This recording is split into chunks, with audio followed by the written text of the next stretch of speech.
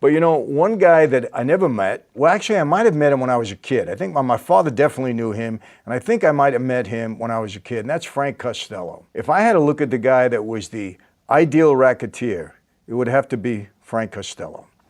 And he was one of the original guys that started Cosa Nostra. It was him, Lucky Luciano, Meyer Lansky, Bugsy Siegel. They all know each other in their younger days, and they all kind of came up together, became very, very close. And, you know, when they were kids and they were doing street crimes, you know, Frank Costello got busted a couple of times. But it was at some point in time that he realized that that really wasn't the way to go. That if this organization was going to grow and be meaningful, then he had to make money. He had to get connections. He had to do things a little bit differently. It wasn't all about being a thug. Well, from the time he got busted in the street with Lansky and Luciano and Siegel, it took another 37 years after he realized that it's really all about a racketeer on the street. He realized that this was the new way that he had to go. 37 years in between arrests.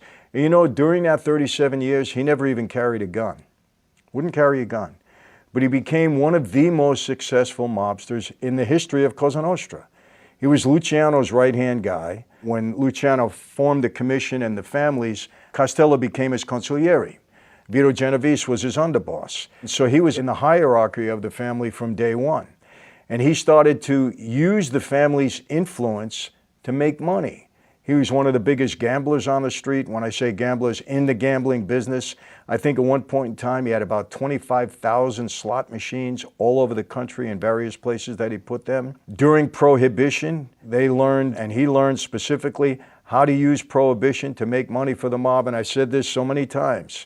It was the United States government that gave Cosa Nostra, gave the mob the money to become the organization that it became, because they were able to capitalize on a product that people wanted but couldn't get because it was illegal. But more than that, Frank Costello figured out that, you know what? He had to combine three elements in order to be successful: crime, business, and politics.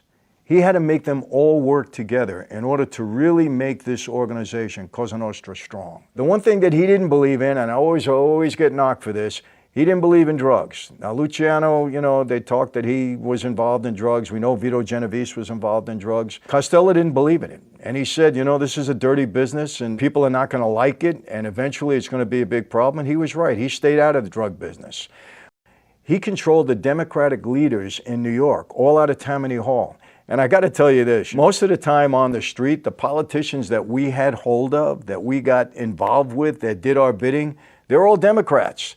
They were easier to corrupt. That's just the way it is. You like it or don't like it. That's the way it was back during my day. They were easier to corrupt. Every politician that I was involved with, or that I knew that other guys were involved with, they were all Democrats. So you make what you want out of that. Now, you know the whole story with him. I think people know the story. He got on the wrong side of Vito Genovese when Luciano was deported. Vito tried to have him killed. Assassination attempt on his life. Vincent Chingiganti was the assassin at that point in time. He went after Costello, shot him when he was coming out of an elevator, I believe. Thought he shot him in the head and dropped him. I think Costello did go down. Chin ran away, but what happened? He only grazed him. So Costello ended up surviving that. And as a result, you know, rather than get into this whole battle with Genovese, I think he said, you know what, I had enough. And he was able to go and retire at some point after. He died of old age. You know, he's one guy that, you know, died of old age. And he had a lot of trouble.